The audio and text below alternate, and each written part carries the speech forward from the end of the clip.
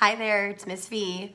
Today we're going to read chapter 5 of the book Hatchet by Gary Paulsen. Now remember friends, thus far the main character Brian has been in a plane crash in the Canadian wilderness. He flew his plane into a lake and he is in his first couple of days by himself in the wilderness trying to get his bearings. So let's find out what happens next. Chapter 5. His eyes snapped open, hammered open, and there were these things about himself that he knew instantly.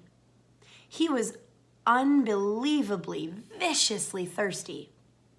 His mouth was dry and tasted foul and sticky.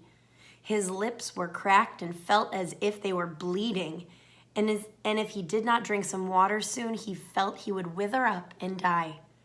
Lots of water, all the water he could find. He knew the thirst and felt the burn on his face. It was mid-afternoon, and the sun had come over him and cooked him while he slept, and his face was on fire, would blister, would peel. Which did not help the thirst, made it worse. He stood using the tree to pull himself up because there was still some pain and much stiffness. And he looked down at the lake. It was water, but he did not know if he could drink it. Nobody had ever told him if you could or could not drink from lakes. There also was the thought of the pilot. Down in the blue with the plane strapped in, the body. Awful, he thought. But the lake was blue and wet looking, and his mouth and throat raged with the thirst he did not know, and he did not know where there might be another form of water he could drink. Besides, he had probably swallowed a ton of it while he was swimming out of the plane getting to shore. In the movies, they always showed the hero finding a clear spring with pure sweet water to drink. But in the movies, they didn't have plane wrecks and swollen foreheads and aching bodies and thirst that tore at the hero until he couldn't think. Brian took small steps down the bank to the lake. Along the edge, there were thick grasses, and the water looked a little murky, and there were small things swimming in the water, small bugs. But there was a log extending about 20 feet onto the water of the lake. A beaver dropped from some time before, with old limbs sticking up, almost like handles. He balanced on the log, holding himself up with the limbs, and teetered out past the weeds and the murky water. When he was out there, the water was clear and he could see no bugs swimming. He kneeled on the log to drink. A sip, he thought, still worrying about the lake water. I'll just take one sip. But when he brought a cupped hand to his mouth and felt the cold lake water trickle past his cracked lips and over his tongue, he could not stop. He had never, not even on long bike trips in the hot summer, been this thirsty. It was as if the water were more than water, as if the water had become all of life and he could not stop. He stood and put his mouth to the lake and drank, pulling it deep and swallowing great gulps. He drank until his stomach was swollen, until he nearly fell off the log with it. Then he rose and tripped his way back to the bank, where he was immediately sick and threw up most of the water. But his thirst was gone, and the water seemed to reduce the pain in his head as well, although the sunburn still cooked his face. So, he almost jumped with the word, spoken aloud. It seemed so out of place, the sound. He tried it again. So here I am. And there it is, he thought. For the first time since the crash, his mind started to work. His brain triggered and he began thinking, here I am, and where is that? Where am I? He pulled himself once more up the bank to the tall tree without branches and sat again with his back against the rough bark. It was hot now, but the sun was high and to his rear, and he sat in the shade of the tree in relative comfort. There were things to sort out. Here I am, and that is nowhere. With his mind opened and thoughts happening, it all tried to come in with a rush. All of what had occurred, and he could not take it. The whole thing turned into a confused jumble and made no sense. So he fought it down and tried to take one thing at a time. He had been flying north to visit his father for a couple of months in the summer, and the pilot had had a heart attack and died.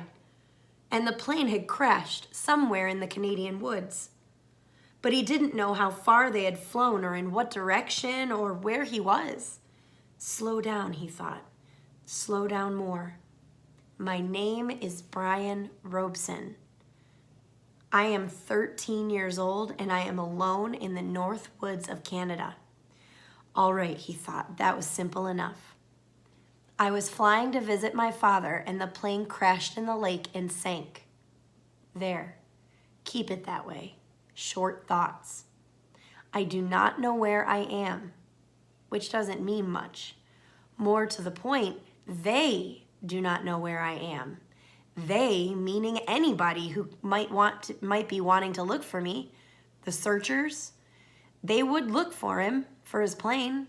His father and mother would be frantic. They would tear the world apart to find him. Brian had seen searches on the news, seen movies about lost planes. When a plane went down, they mounted extensive searches, and almost always they found the planes. Within a day or two, pilots all filed flight plans, a detailed plan for where and when they were going to fly. With all the courses explained, they would come. They would look for him. The searchers would get government planes and cover both sides of the flight plan filed by the pilot and search until they found him. Maybe even today. They might come today. This was the second day after the crash. No, Brian frowned. Was it the first day or the second day? They had gone down in the afternoon and he had spent the whole night out cold. So this was the first real day. But they could still come today. They would have started the search immediately when Brian's plane did not arrive. Yeah, they probably will come today. Probably come in here with amphibious planes, small bush planes with floats that could land right here on the lake and pick him up and take him home. Which home? The father home or the mother home? He stopped thinking. It doesn't matter. Either onto his dad or back to his mother. Either way, he would probably be home by late night or early morning. Somewhere he could sit down and eat a large, cheesy, juicy burger with tomatoes and double fries with ketchup and a thick chocolate shake. And there came the hunger. Brian rubbed his stomach. The hunger had been there, but something else, fear, pain, had held it down. Now with the thought of the burger, the emptiness roared in him. He could not believe the hunger, had never felt it this way. The lake water had filled his stomach, but left it hungry, and now it demanded food, screamed for food. And there was, he thought, absolutely nothing to eat. Nothing. What did he do? What did they do in the movies when they got stranded like this? Oh, yes, the hero usually found some kind of plant that he knew was good to eat, and that took care of it. Just ate the plant until he was full, and used some kind of cute trap to catch an animal, and cook it over a slick little fire, and pretty soon he had a full 8-course meal. The trouble, Brian thought, looking around, was that all he could see was grass and brush. There was nothing obvious to eat aside from about 1 million birds, and a beaver. He hadn't seen animals to trap and cook. And even if he got one somehow, he didn't have any matches, so he couldn't have a fire. Nothing. It kept coming back to that. He had nothing. Well, almost nothing. As a matter of fact, he thought, I don't know what I've got or haven't got. Maybe I should try and figure out just how I stand. It will give me something to do, keep me from thinking of food, until they come and find me. Brian had once an English teacher, a guy named Perpich, who was always talking about being positive, thinking positive, staying on top of things. That's how Perpich had put it. Stay positive and stay on top of things. Brian thought of him now, wondered how to stay positive and stay on top of this. All Perpich would say is that I have to get motivated. He was always telling kids to get motivated. Brian changed position so he was sitting on his knees. He reached into his pockets and took out everything he had and laid it on the grass in front of him. It was pitiful enough. A quarter, 3 dimes, a nickel, and 2 pennies. A fingernail clipper, a billfold with a $20 bill, in case you get stranded at the airport in some town and have to buy food, his mother said, and some odd pieces of paper. And on his belt, somehow, still there, the hatchet his mother had given him. He had forgotten it, and now reached around and took it out and put it on the grass. There was a touch of rust already forming on the cutting edge of the blade, and he rubbed it off with his thumb. That was it. He frowned. No, wait. If he was going to play the game, we might as well play it right. Perpich would tell him to quit messing around, get motivated. Look at all of it, Robeson. He had on a pair of good tennis shoes, now almost dry, and socks, and jeans, and underwear, and a thick, thin leather belt, and a t-shirt with a windbreaker, so torn it hung on him in tatters. And a watch. He had a digital watch still on his wrist, but it was broken from the crash. The little screen blank. And he took it off and almost threw it away, but he stopped the hand motion and lay the watch on the grass with the rest of it. There. That was it. No, wait. One other thing. Those were all the things he had. But he also had himself. Perpich used to drum that into them. You are your most valuable asset. Don't forget that. You are the best thing you have. Brian looked around again. I wish you were here, Perpich. I'm hungry and I'd trade everything I have for a hamburger. I'm hungry. He said it aloud in normal tones at first, then louder and louder until he was yelling, I'm hungry, I'm hungry, I'm hungry. When he stopped, there was a sudden silence. Not just from him, but the clicks and blurps and bird sounds of the forest as well. The noise of his voice had startled everything, and it was quiet. He looked around, listened with his mouth open, and realized that in all his life he had never heard silence before. Complete silence. There had always been some sound, some kind of sound. It lasted only a few seconds, but it was so intense that it seemed to become part of him. Nothing. There was no sound. Then the bird started again, and some kind of buzzing insect, and then chattering and cawing, and soon there was the same background of sound, which left him still hungry. Of course, he thought, putting the coins and the rest back into his pocket and the hatchet in his belt. Of course, if they come tonight, or even if they take as long as tomorrow, the hunger is no big thing. People have gone for many days without food as long as they've got water. Even if they didn't come until late tomorrow, it'll be all right. Lose a little weight maybe, but the first hamburger and a malt and fries will bring it all back. A mental picture of a hamburger, the way they showed it on television commercials, thundered into his thoughts. Rich colors, the meat juicy and hot. He pushed the picture away, so even if they didn't find him until tomorrow, he thought, he would be all right. He had plenty of water. Although he wasn't sure if it was good and clean or not. He pushed the picture away, or good or clean or not. He sat again by the tree, his back against it.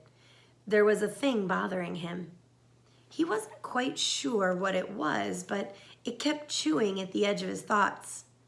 Something about the plane and the pilot that would change things. Ah, there it was. The moment when the pilot had his heart attack, his right foot had jerked down on the rudder pedal and the plane had slewed sideways. What did that mean? Why did that keep coming into his thinking that way, nudging and pushing? It means, a voice in his thoughts said, that they might not be coming for you tonight or even tomorrow. When the pilot pushed the rudder pedal, the plane had jerked to the side and assumed a new course. Brian could not remember how much it had pulled around, but it wouldn't have been much because after that, the pilot was dead. Brian had flown for hour after hour on the new course, well away from the flight plan the pilot had filed. Many hours, at maybe 160 miles an hour. Even if it was only a little off course, with that speed and time, Brian now might be sitting several hundred miles off to the side of the recorded flight plan. And they would probably search most heavily at first along the flight plane course. They might go out to the side a little, but he could easily be 300 or 400 miles to the side. He could not know, could not think of how far he might have flown wrong, because he didn't know the original course. And he didn't know how much they had pulled sideways. Quite a bit. That's how he remembered it. Quite a jerk to the side. It pulled his head over sharply when the plane had swung around. They might not find him for 2 or 3 days. He felt his heartbeat increase as the fear started. The thought was there, but he'd fought it down for a time, pushed it away, and then exploded it out. They might not find him for a long time. And the next thought was there as well, that they might never find him. But that was panic, and he fought it down and tried to stay positive.